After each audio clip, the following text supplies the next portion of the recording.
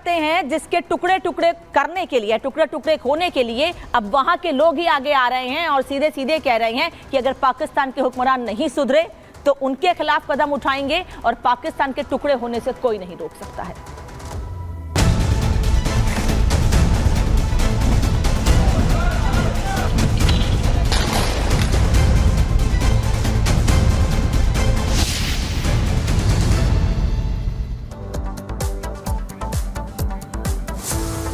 पाकिस्तान ने अपनी करनी से खुद अपने लिए गड्ढा खोद लिया है, जिसका नतीजा यह है कि एक बार फिर पाकिस्तान पर टुकड़ों में बंटने का खतरा पैदा हो गया है। ऐसा हम क्यों कह रहे हैं इस रिपोर्ट में समझिए, क्योंकि पाकिस्तान के लोग ही पाकिस्तान के खिलाफ खड़े हो गए हैं।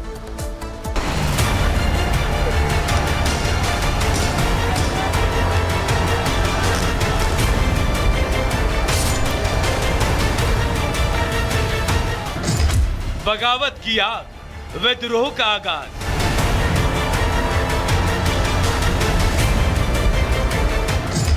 धधकता पाकिस्तान, आगे खूनी संग्राम। भारत के खिलाफ साजिश रचते रचते आखिरकार पाकिस्तान बर्बादी के मुहाने पर पहुंच ही गया। दूसरे के घरों में सेंध लगाने की साजिश रचते रचते आखिरकार खुद पाकिस्तान के एक बार फिर टुकड़ों में बंटने की स्थिति पैदा हो गई है।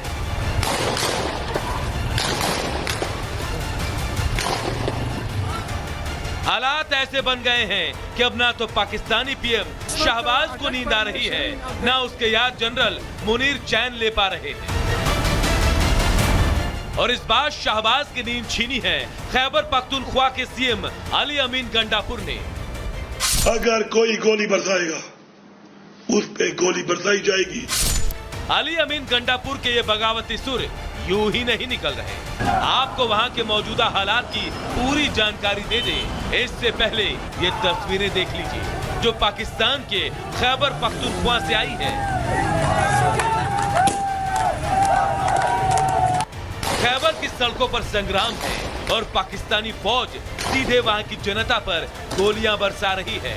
कई लोग मारे जा चुके हैं और कई गायब हैं, जिसका असर है कि खैबर के लोगों ने, वहां के सीएम ने शहबाज सरकार के खिलाफ बगावत का बिगुल फूंक दिया है।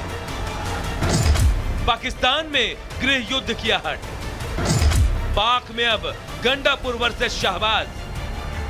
रिपोर्ट के मुताबिक पीएम शहबाज खैबर पख्तूनख्वा में भड़के विरोध से ऐसे घबराए हैं कि उन्हें हालात को देखते हुए इस्लामाबाद में कई अपने कार्यक्रम रद्द कर दिए और हालात समझने के लिए जनरल मुनीर को तलब कर लिया। हालांकि शहबाज का यह डर बेवजह भी नहीं है, क्योंकि कई मोर्चों पर चुनौतियों का सामना कर रहे पाकिस्तान के कई राज्यों में यही स्थिति है।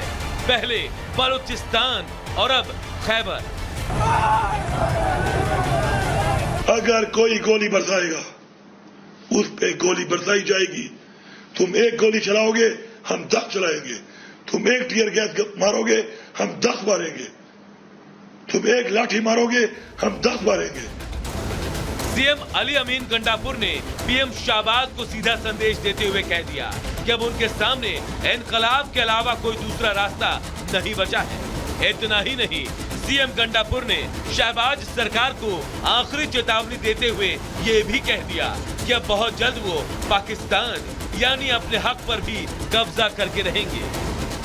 ये पाकिस्तान हमारा है, ये पंजाब भी हमारा है, सिंध भी हमारा है, बलूचिस्तान भी हमारा है, पख्तूनख्वा भी हमारा है, कश्मीर भी हमारा है, फिर बलूचिस्तान भी हमारा है। मैं पूरे पाकिस्तान को मुबारकबाद देता हूं, सलाम पेश करता हूं कि आप डटे हुए हैं अपनी आजादी के लिए। जाहिर है खैबर में बगावत की ये चिंगारी एक दिन में नहीं भड़की है। इसके पीछे पाकिस्तानी सरकार और वहां की फौज का नापाक गठजोड़ है, जिसे बचाए रखने के लिए पाकिस्तानी फौज के साथ मिलकर शहबाज सरकार खैबर के लोगों की हत्या कर रही है। बहरहाल पाकिस्तान के 2 राज्यों में बगावत का बिगुल बज चुका है। अब देखना यह है कि शहबाज आवाम का विद्रोह शांत करने के लिए कुर्सी छोड़ते हैं या अपने मुल्क को टुकड़ों में बंटता देखना पसंद करते हैं। Bureau report, Republic Bharat. हालांकि पाकिस्तान में विद्रोह कोई नई बात नहीं है, लेकिन इस बार पाकिस्तान में विद्रोह के हालात क्यों बने हैं, उसके टुकड़े टुकड़े होने का अंदेशा क्यों जताया जा रहा है, सिलसिलेवार तरीके से आपको समझा देते हैं। दरअसल पाकिस्तान में 2 राज्यों में बगावत का बिगुल सामने आया है। बलूचिस्तान और खैबर पख्तूनख्वा में बलूच प्रदर्शन कर रहे हैं, आजादी की मांग कर रहे हैं। बलूची जुल्म से चाहते हैं आजादी, लेकिन वो उनको मिल नहीं रही है। खैबर में भी आम लोगों पर जुल्म किए जा रहे हैं। खैबर में विरोध की चिंगारी उठी है और पाकिस्तान में 2 मोर्चों पर बगावत हो गई है। टुकड़े टुकड़े होगा पाकिस्तान, इसीलिए हम कह रहे हैं क्योंकि पाकिस्तान में खैबर पख्तूनख्वा बलूचिस्तान के लोग इसके पहले भी सड़कों पर उतरकर वहां की सरकार के खिलाफ अपनी आवाज बुलंद करते रहे, क्योंकि अत्याचार होता रहा है। अब आपको बताते हैं कि अभी पाकिस्तान में क्या हुआ है। वैसे तो पाकिस्तान में समय समय पर कुछ ना कुछ होता ही रहता है, ऐसा देश है, लेकिन अभी क्या हुआ है जल्दी से आपको बता देती हूँ। खैबर पख्तूनख्वा में लगातार हिंसा हो रही है। वहां के सीएम अली अमीन गंडापुर ने दावा किया है कि कार्यकर्ताओं की हत्या की जा रही है। किसकी? उनकी पार्टी के कार्यकर्ताओं की हत्या की जा रही है। यह भी कहा गया है कि अभी जो ताजा स्थिति है उसमें हर 3 किलोमीटर पर उनके कार्यकर्ताओं पर हमला किया गया है, जिससे 50 से अधिक कार्यकर्ता घायल हो गए हैं, जिससे नाराजगी बढ़ती जा रही है। इसके साथ ही अली अमीन गंडापुर ने एक वार्निंग भी दी है। वो ये कह रहे हैं कि 1 गोली का जवाब 10 गोली से देंगे। हमने उनका वीडियो भी आपको सुनाया, जो कह रहे हैं कि 1 गोली का जवाब उन लोगों को, यानी जो पाकिस्तान के हुक्मरान हैं, जो उनकी पार्टी के लोगों पर अत्याचार कर रहे हैं, उनको 1 गोली का जवाब 10 गोली से देंगे। और इसीलिए जब पाकिस्तान के ही हिस्से में नाराजगी सामने आ रही है, इसीलिए हम कह रहे हैं कि पाकिस्तान को टुकड़े टुकड़े होने से कोई नहीं बचा सकता है।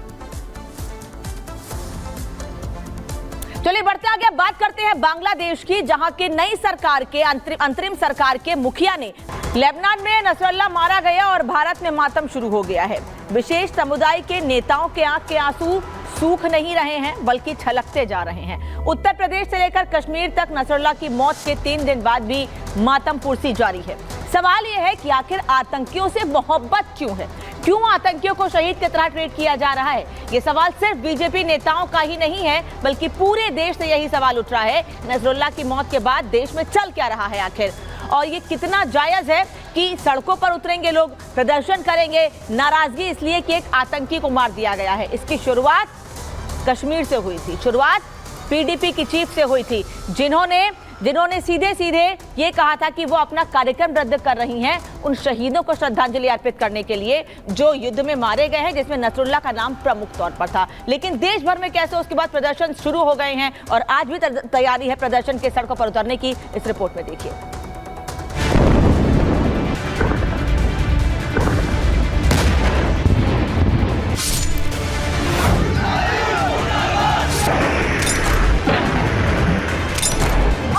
हिजबुल्लाह चीफ को मारा है, हर घर से हिजबुल्लाह निकलेगा। I am talking to the Israel, the chief minister of Israel. मैं हर उस इंसान से बात कर रही हूँ जो फलस्तीन के खिलाफ है। असली हम शहादत वादा से नहीं डरते, बल्कि शहादत ही हमारा ईमान है। और जो शहीद होते हैं उनको खुदा से रिज़्क मिलती है और वो जिंदा होते हैं। और ना हम पीछे हटने वालों में से है और ना डरने वालों में से, बल्कि हम डट कर मुकाबला करने वालों में से। इजरायली सेना के हमले में हिजबुल्लाह चीफ नसरल्लाह और उसकी बेटी की मौत हुए 3 दिन गुजर चुके हैं, लेकिन उसकी मौत का मातम मनाने का जो सिलसिला भारत में बीते शनिवार से शुरू हुआ है, वो खत्म होने का नाम ही नहीं ले रहा। हिजबुल्लाह के मुजाहिदों, हम तुम्हारे साथ हैं। हिजबुल्लाह के हमदर्दों को जैसे पानी भी नहीं पच रहा, वो सारा काम धाम छोड़कर नसरल्लाह की मौत का मातम मनाने में लगे। क्या दिल्ली, क्या यूपी और क्या कश्मीर, हर जगह यही हाल।